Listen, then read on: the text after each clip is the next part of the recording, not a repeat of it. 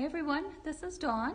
As I mentioned yesterday, we're doing a little bit of a brief history on our three parishes that belong to N.E.T. Catholic. And so yesterday we were at St. Anthony's, and today we're at Holy Cross. And I bet you can guess where we'll be tomorrow, All Saints. And so this is just a very short history of Holy Cross. This is our church building currently. And the history of Holy Cross actually begins with St. Patrick's in McLean. And yesterday when I talked about St. Anthony's, I mentioned St. Patrick's as well, as those two were linked initially.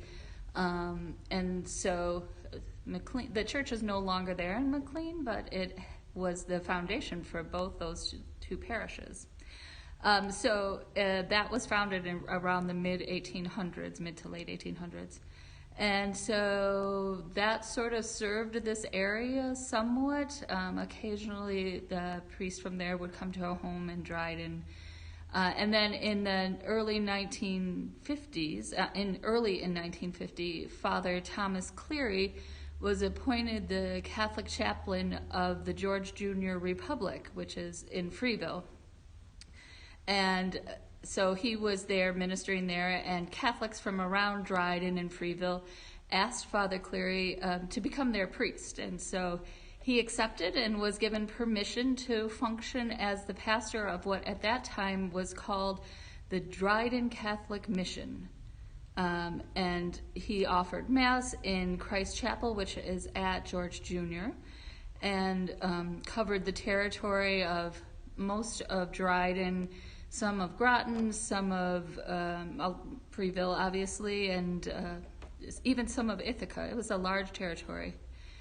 And at that time, St. Patrick's, so this is like early 1960s, the church in McLean, which was at that point a mission of St. Anthony's, became a mission of Holy Cross, and so they sort of switched directions.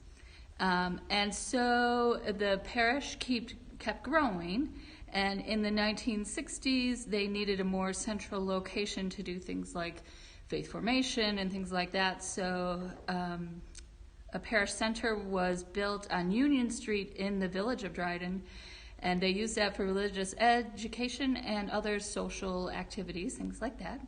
And the parish kept growing, and during the 1960s they realized they needed a place for a church, and so some property on George Road was purchased, and they began construction of a church and rectory/office building, and that was completed in 1970. And then Father Cleary was still the pastor at that time. After 35 years of ministering in this area, Father Cleary retired in 1985, and Father William Barrett was named the pastor then, and he stayed until 1993. And during that time, the parishioners undertook another major project. They were very active parishioners then, just as now. And they built what is now Parish Hall, which is a parish gathering space and a kitchen and classrooms. And so that was, and then they also sold the Parish Hall, which was on Union Street, in order to finance this piece. And so that was a big, huge undertaking. And then the front classrooms were built, and different modification to this building, which houses the rectory, the office, the parish center, and the church. And then in 1997, a pipe organ was acquired, and you can see that the pipes up there. And thanks to some generous parishioners who are not only talented but knowledgeable, they were able to install it, which I can't even begin to imagine how you would do that.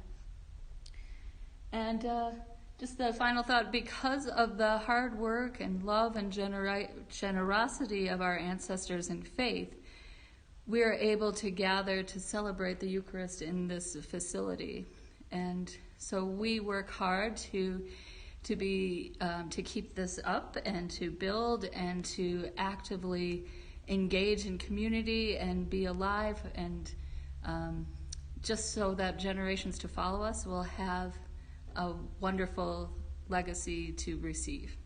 And so I think that's it, and we'll see you tomorrow.